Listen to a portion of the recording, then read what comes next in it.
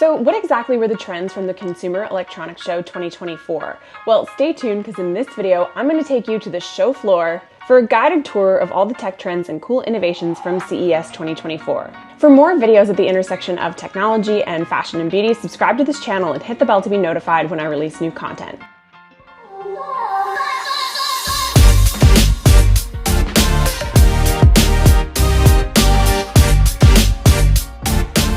What's up? I'm Amanda Cosco and I'm the founder of Runway. I've been writing about and reporting on emerging technology in the fashion and beauty industries for a decade. I scoured the show floor at CES, wading through 4,000 exhibitors and over 130,000 attendees to bring you the highlights, so let's get into it. So first I'm going to talk about two major trends that I saw at CES in general in the lifestyle space, and then I'm going to introduce you to some startups and companies that really caught my attention, specifically in fashion and beauty. Okay, so theme number one. Theme number one from CES 2024 was accessibility and age tech. Accessibility was a huge theme at CES this year, with companies showcasing glasses that help the blind see and the deaf hear. And no, that's not an exaggeration. Oculus showed its mixed reality headset that restores vision for patients with advanced macular degeneration, while Hearsay was there with their navigation software, which gives turn-by-turn instructions for the visually impaired. At the LG booth, the company highlighted a number of innovations to their appliances for those with different abilities, including handles designed for those with fine motor disabilities and audible notifications on their appliances for the visually impaired. AARP, the organization formerly known as the American Association of Retired Persons, AARP had a whole section devoted to age tech, which is essentially tech for those who are aging. 75 million baby boomers are expected to retire by 2023, which is known as the Great Retirement.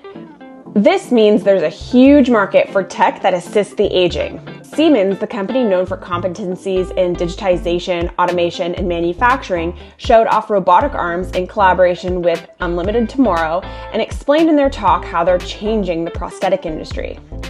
Accessibility and age tech was absolutely everywhere, and it's almost as if the wearable technology that we saw at previous years has really grown up. It's enjoyed its time in the limelight and at the peak of the hype cycle, and now it's actually finding real strong use cases in the world, and that is assisting people who have different abilities or who are aging. And personally, I think this is a great thing. When technology can help people who are aging or who have different abilities, then that's real true innovation. So theme number two from CES is what I'm calling the disappearing screen. What I mean by this was quite literally demonstrated by LG with its screen that disappeared and became see-through.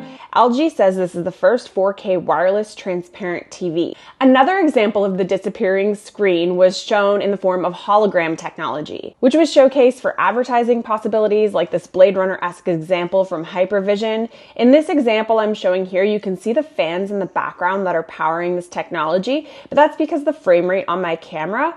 In person, it's much more lifelike.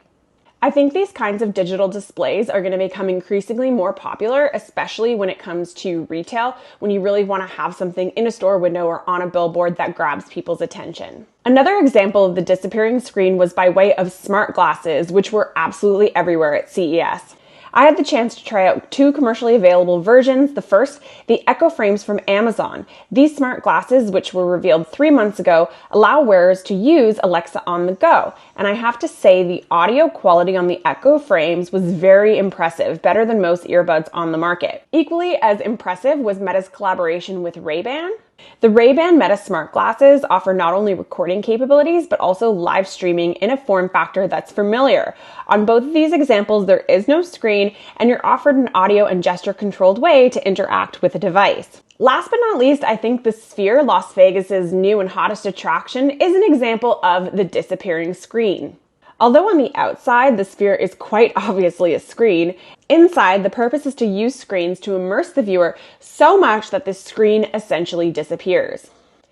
Now you may be thinking, Amanda, what about AI? Well, of course, AI was absolutely everywhere at CES 2024. But I want to talk about AI within the context of fashion and beauty, because that's where I think we can see the use cases truly come to life. So now we're going to get into more specific examples of companies and startups to watch. From a fashion and beauty perspective, what I really saw this year was companies leveraging AI to offer really customized consumer experiences. So elevating that consumer experience with with AI. Take, for example, the My Skin Pack by Bo Nex.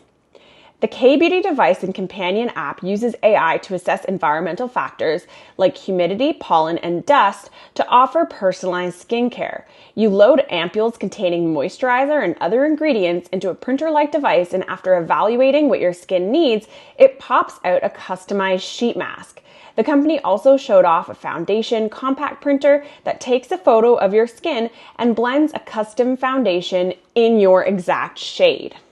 I spent Wednesday morning with Perfect Corp, a company that made a name for itself in augmented reality try-on for the beauty industry. This year, Perfect is highlighting its AI capabilities across makeup, skincare, accessories, and even generative AI. Their representatives walked me through how the company is using generative AI to solve pain points for consumers like, what would I look like with bangs? When it comes to apparel, StyleBot was on the scene, aiming to add a little bit of AI to your everyday dressing routine. Available as both a smart mirror and a tablet application, StyleBot is a styling assistant that uses AI to make outfit recommendations. Register your clothes with the app to build a virtual version of your closet, input your style preferences, for example, modern, classic, etc., and the algorithm will generate styling recommendations.